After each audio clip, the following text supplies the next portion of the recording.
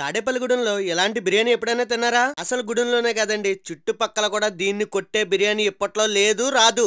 ఏముందండి బిర్యానీ మామూలుగా లేదు. అలా అని చెప్పి ఈ బిర్యానీ ఎప్పుడు పడితే అప్పుడు దొరకదు. వారానికి 2 సార్లు మాత్రమే దొరుకుతుంది. అది కూడా 500 పెట్టి కొంటే ఇద్దరు కడుపు నిండా తినేయచ్చు. ఇక ఈ నాయుడు గారి దూపుడుపోతు బిర్యానీలోకి ఇచ్చే కాంప్లిమెంటరీలు చూస్తే పిచ్చెక్కిపోద్ది మనకి. ఇక నేనైతే వెళ్ళంగానే చిల్లీ చికెన్ ఆర్డర్ చేశాను. అది కూడా వెట్ట కాదు, డ్రైగా, సింపుల్ గా బాగుంది. స్టార్టర్ మాత్రం లైట్ గానే తిన్నానండి, ఎందుకంటే నా మనసంతా అసలు ఈ దూపుడుపోతు బిర్యానీ మీదే ఉంది. ఈ బిర్యానీ తీసుకుంటే మనకి కాంప్లిమెంటరీగా లివర్ ఫ్రై, చికెన్ మజ్జిగ పులుసు, గోంగూర, చికెన్ గ్రేవీ, పెరుగు చట్నీ ఇక్కడ తింటేనే కాదు, ఇవన్నీ కూడా మీకు పార్సల్ లో కూడా ఇస్తారు. ఇంక ఈ దూపుడుపోతు బిర్యానీ టేస్ట్ అంటారా? ఇందాకే చెప్పాను కదండి, మడతెట్టేసింది. ఇంకా గ్రేవీ, మజ్జిగ పులుసులు ఇవన్నీ కలుపుకొని తింటే ఒక రేంజ్ లో ఉంది. మరి అసలు బిర్యానీ ముద్దలో ఒక చిన్న ఉల్లిపాయ, ఒక దూపుడుపోతు మొక్క పెట్టుకొని తింటే ఉందండి నా సామిరంగా.